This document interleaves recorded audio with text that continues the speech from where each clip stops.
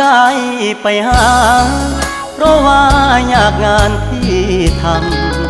ำบ่ได้ใจดำยังคิดนำตัวน้องคือเก่าบ่ได้เปลี่ยนไปหัวใจอ้ายยังห่วงเจ้าบ่ได้ปล่อยให้เงาเสาร์อาทิตย์ติดงานโอทีได้แต่โทรหา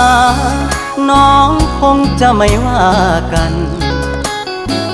บ่เคยเปลี่ยนพันสัญญาหักมันคนดี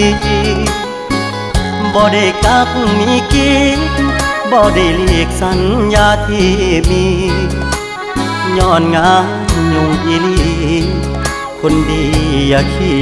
ยดอายเด้อ